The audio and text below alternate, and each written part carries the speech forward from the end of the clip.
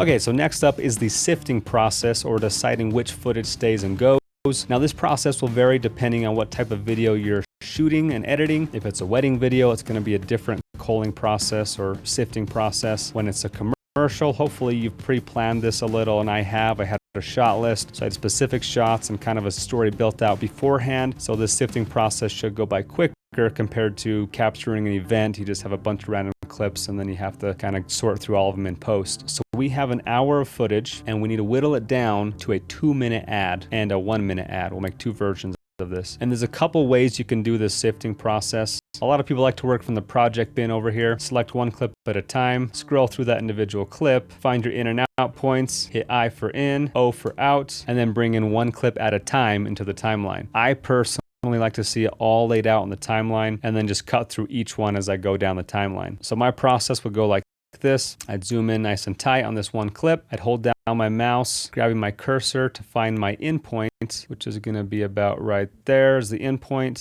Then I'd hit B for blade, and then I'd push F is what I have set to ripple delete, which then deletes whatever was before that. Then I come to my out point, B for blade again, A for select tool, select the rest of that clip and hit F, and now I have only what I want left, which are the in and out points, and everything else has been deleted. A slightly faster way to do that, find your in point and hit E for add edits, and then F to delete, then scroll to your out point, and then E again to add edits, click on the rest, and F to delete. And one tip to note at this point, our playback is a little bit choppy, and that's because we are using a 4K 10-bit log file from our Canon 1DX Mark III. It's got a super tough codec for Premiere to read, and so to improve playback, you can either create proxies, which I rarely do, but that's what a lot of people opt to do, or I come up here and toggle my resolution down. We're currently at half. If we go to 4th, that's going to improve it. So based on your computer speed and the codec you're using, you can always adjust your resolution playback. I usually edit in a half resolution. Now, as far as what I'm looking for when sifting through this footage to decide whether it's good footage or not, there's a few things. First thing I'm looking for is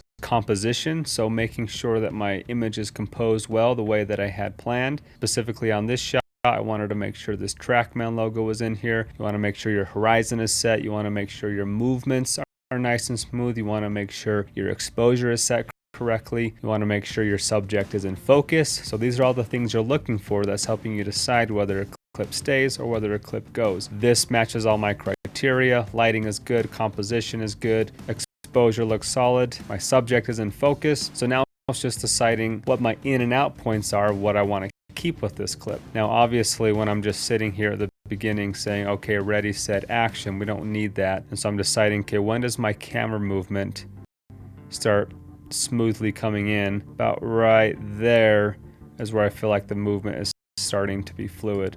So I'd cut that, delete that first part, and you see we're now starting off the clip with a nice fluid motion. Then when am I deciding to cut the end of this clip? This just kind of depends on how the rest of my edit goes, but I do know that most of this clip is pretty solid. Okay, but we did other takes where he's grabbing his club, so I know that we're going to cut to a close-up shot of him grabbing his club once he gets to this point. So I'm going to cut once he drops his bag, and we know we can delete the rest of that. Now I shot these just in case, but I know now that I'm not going to be using any of these shots at the door. So we can go ahead and delete all of those, and we can delete all of these other takes before this guy. So this is our best take of our first shot. Next clip, we're going to come to what is the last take, because that's probably going to be our best take. And just to show you an example of a clip that isn't well composed, this is our first take we did of him grabbing the glove. And you see that the glove's coming out of frame there. Again, comes out of frame, so it's just poorly composed. So that would be an example of a clip that we would throw out. Also, it's out of focus. This back screen comes into focus and his hand's no longer in focus. So this was just overall a poor take. So we'd obviously delete that and look for a better take. And that's why it's important on set to make sure you get multiple takes until you get one that you feel lands the take. So let's watch this last one. This was probably our best take. Okay, so subject is in focus, subject is in frame, movements are solid, so that would be the clip we use. And where do we cut on this clip? Well, you see my movement hasn't started yet over here. And then about right here, his hand starts coming in. And I always talk about this. I like to cut on movement. That helps clips cut together better, is when you can always cut on movement. So we're going to wait till his hand starts moving.